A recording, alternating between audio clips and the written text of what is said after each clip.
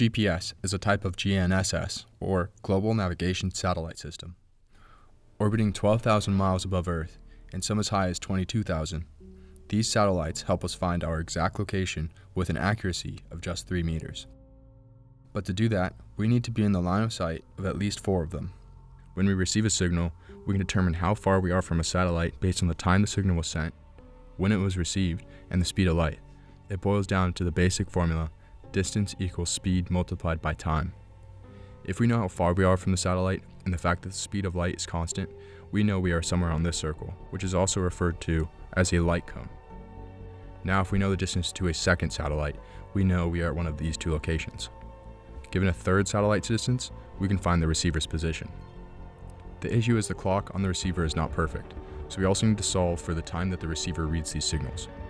Plugging these into a system of equations, we can find the receiver's exact location and time. In practice, we see more than 4 satellites, and the system is overdetermined, more equations than unknowns.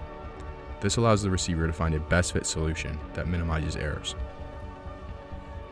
In the real world, we see a lot of errors, like the satellite clock drifting from the correct time, relativistic effects such as gravity affecting time differently in outer space, the thickness of the ionosphere slowing the signal down, the troposphere slowing down the signal because of pressure, temperature, and moisture, and receiver clock errors due to the cheap clocks that are on board commercial devices.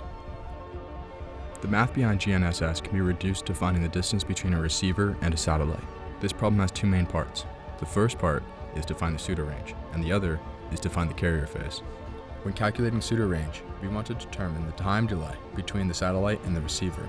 The basic idea is expressed in the equation pseudorange equals c times delta t, where c is the speed of light in a vacuum, and delta t is the apparent transmit time. We are given pseudorange to a satellite from the light cone equation, which is basically just finding the Euclidean distance, where we eventually will rework the equation to find the receiver's x, y, and z coordinates. X sub I, y sub I, and z sub I in this equation are the satellite's coordinates. The second part, finding the carrier phase, is pretty much just counting the number of full cycles the signal has gone through during transmission. For now, let's dig in and explore the process of finding pseudorange. It's helpful to think of this problem as finding the distance to a single satellite. Once we solve for one, we can apply the same methods for the rest of the satellites in view. Taking our distance formula, let's expand delta t, which is the apparent transmit time. It is the time the signal is received minus the time the signal was sent. We know the time the signal was sent because that is what the signal is encoded with, and we know the time the signal is received because of the clock on board the receiver. Time is key to this whole process, and because of how accurate it is, we're left with a robust timekeeping solution that is used to sync clocks all over the world, and used in all sorts of important applications, such as power grids, telecommunication networks, banking systems, defense, etc. Aside from the time the signal was sent, we also need to know where it was sent from. We need to understand where the satellite is for the light cone equation to work. We get this information by downloading the satellite ephemeris. The satellite ephemeris is broadcast from the satellite continuously. It gives us the satellite's predicted position over time. It is broadcast rather slowly, taking around 30 seconds to download. But we can augment this process and download it from the internet if our device is connected. The ephemeris also gives us the satellite's intrinsic clock bias. This lets us eliminate one source of error immediately. GNSS satellites use atomic clocks. They're extremely accurate, but not perfect. Like a mechanical watch, they can drift over time. And corrections are possible, but resets are kept to a minimum to reduce wear on the system. Since it's so hard to service a satellite, the goal is to keep everything running as long as possible. Now we have enough information to start calculating the true transmit time, which is just the transmit time accounting for errors. The basic math behind GNSS is pretty straightforward, but it gets complex when we have to deal with the real world. To handle this, we will add on each error one at a time. The first error we account for is the satellite's clock bias, which is provided in the ephemeris. Next, let's account for the relativistic error. Imagine you have a clock on your wrist and you give your friend an identical clock. Now let's imagine he gets in a rocket ship and goes to space. Even though your clocks are identical, the time on them will start to differ because there's a difference in gravitational potential and relative speed between them. So when he comes back down, what will his clock read? Well, it all depends on what happened on his trip. If he travels really fast, his clock will tick slower than yours. This is due to special relativity. If he went really deep into space and gravity got very weak, his clock would tick faster than yours. This is due to general relativity.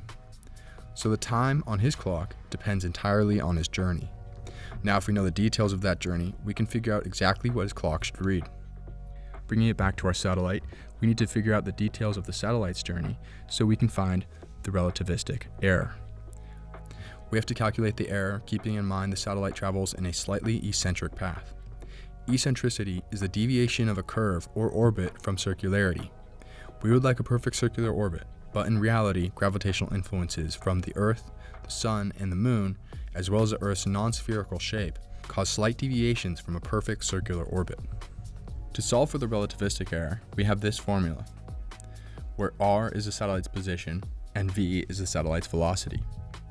For a Keplerian ellipse, we have this formula, where e is the eccentricity, not the error, which then, plugging r and v back into the first formula, gives us this, where mu, the gravitational constant, c, the speed of light in a vacuum, and a and e, the semi-major axis and the eccentricity of the oscillating orbit, and capital E, the eccentric anomaly. We read e square root of a and the current eccentric anomaly, capital E, from the ephemeris. And we calculate this chunk ahead of time because they are given constants. Bringing it all together and plugging values into our formula, we now have the true transmit time, or at least a much better estimation than before. Before calculating more errors, let's find the true range to the satellite. What we have found so far are the errors intrinsic to the satellite. Now that we have accounted for those errors, we can calculate the range and then add the errors that the signal experiences in transit. The true range between the satellite and receiver is a straight line between the 2 points, not accounting for any motion in the signal's path. We will do this in an inertial frame.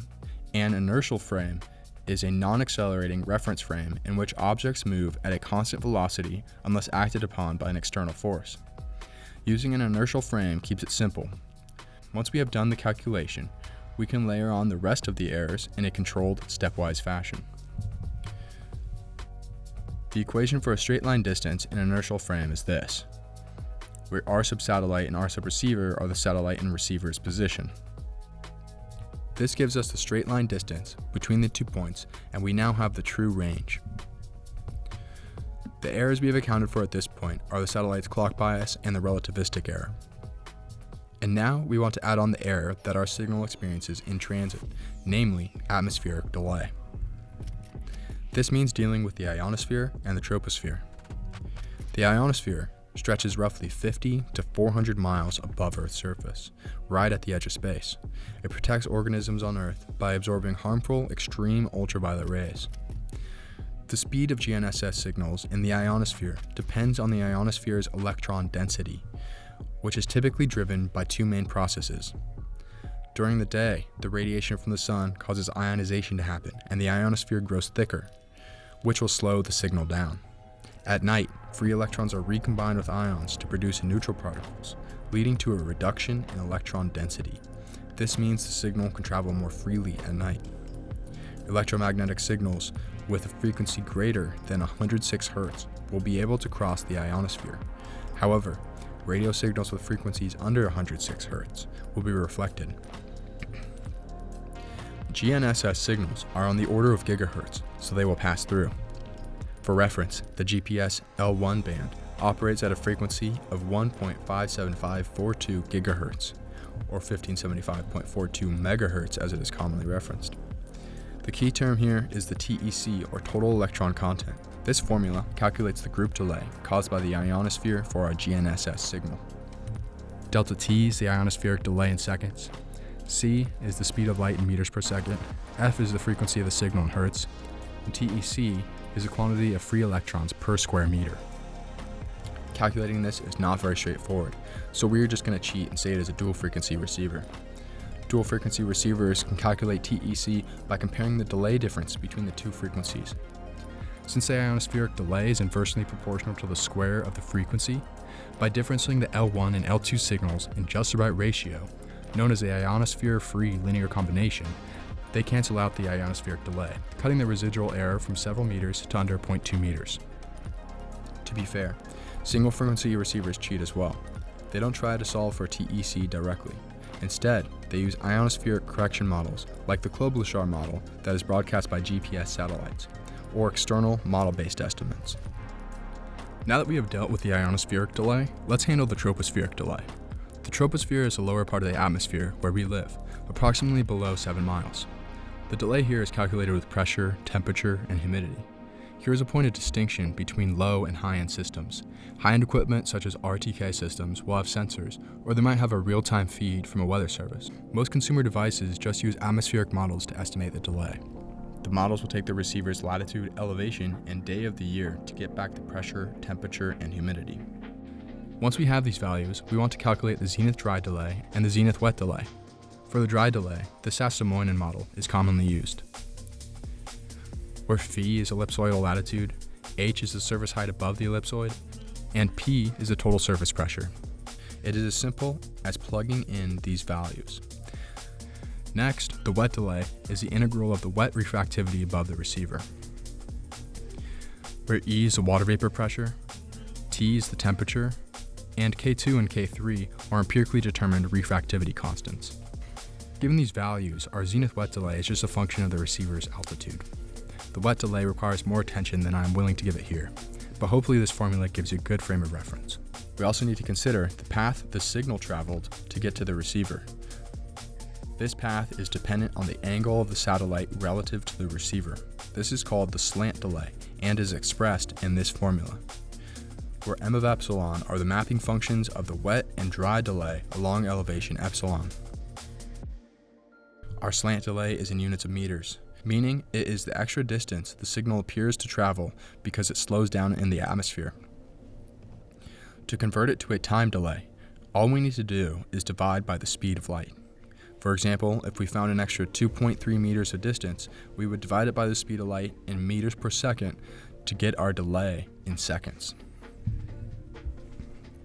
At this point, we have calculated the transmit time of the signal by subtracting the time the signal was sent from the time the signal was received, and then adding the error. For the error, we have broken it down into the satellite clock bias, the relativistic error the satellite experiences, and the delay the signal experiences when traveling through the atmosphere. And so now we have a decent estimation of pseudo-range to our satellite. This calculation is done at a snapshot in time, where we received a signal from at least 4 satellites and got their pseudo-ranges. That's enough information to solve for the receiver's 3-dimensional position and its clock bias. But with some clever math, we can push that first cut to an even better answer. The receiver runs a Gauss-Newton least squares routine, where you start with an initial guess for position and time, linearize each pseudo-range error around that guess, solve the resulting linear system to update the guess, and repeat the process until the correction shrinks below a threshold. In plain English, the algorithm keeps nudging the tentative x, y, z, and t so that the total mismatch across all measurements is as small as possible. This is a classic nonlinear least squares optimization problem. After the iterations settle, we have the most likely x, y, z, and t. If we supplied a meaningful prior, this is the maximum a posteriori map estimate. If not, it's simply the maximum likelihood or least squares solution. That result is just our best fit position. To judge how reliable it is, we look at how steep or shallow the error surface is right around that point. Real receivers compute this so they can report an accuracy figure to the users. So now we've taken raw satellite signals, accounted for some of the delays and relativistic quirks, and iterated to find the most likely position and time of the receiver. But even with all this, we're still working at meter level accuracy. That's great for navigation, but not quite good enough for applications like surveying or autonomous vehicles, where centimeter or even millimeter precision is needed. As I mentioned earlier, the math behind GNSS can be reduced to finding the pseudo-range and the carrier phase. Now that we've explored what a single receiver system can do by finding the pseudo-range, let's explore what augmented systems like RTK can do. RTK, or real-time kinematic, works through a method of differencing measurements from 2 devices receiving the same signal. Differencing the measurements eliminates a large portion of the error that a single receiver is subject to. When doing a carrier phase measurement, we want to determine how many full wavelengths are between the receiver and the satellite. The challenge is determining the number of whole cycles at lock-on, aka the integer ambiguity. If we can solve this, we can take our pseudo-range measurement from meters to millimeters. The signal travels in a sine wave and not in a straight line, which adds distance since it is constantly oscillating. If we find the number of cycles that happen in transit, we can find an extremely accurate distance, far superior to a pseudo-range measurement. Single receivers struggle to resolve the integer ambiguity on their own. With only one antenna, there are too many unknowns to separate measurement noise from true distance changes. This is where RTK comes in. RTK uses 2 or more receivers to difference their observations, canceling out most of the shared errors. Once those uncertainties are removed, the receiver can clearly see which phase shifts are real and which ones are noise, allowing it to resolve the integer ambiguity. I may explore RTK and carrier phase measurements more deeply in another video, but for now, hopefully this summary gives you a sense of how it works. Using GNSS signals, we've now determined the receiver's position. The result first comes out in Earth-centered, Earth-fixed Cartesian coordinates, an XYZ point measured in meters from Earth center. Most systems then translate those global coordinates into a local coordinate reference system that's easier to work with for navigation and mapping. To enhance accuracy and stability, especially in dynamic scenarios like robotics or vehicles, many receivers apply methods such as Kalman filters, moving averages, or carrier phase smoothing. These techniques help to significantly reduce noise and jitter between successive position fixes. Additionally, at this stage, GNSS timing may be synchronized with other onboard systems, such as inertial measurement units, cameras, or other sensors. Finally, the process data is typically formatted into standardized NEMA sentences, making them easier to log, transmit, and utilize across various applications. With that last packet of data, we've gone from space down to the coordinates in your pocket, uncovering some of the incredible math behind GNSS. It's a brilliant blend of physics, math, and engineering that quietly powers our daily lives. As a last note, there's a lot I didn't cover here, and I encourage you to continue learning. I hope you enjoyed this dive into the world's GNSS. Thank you for watching, and subscribe for more.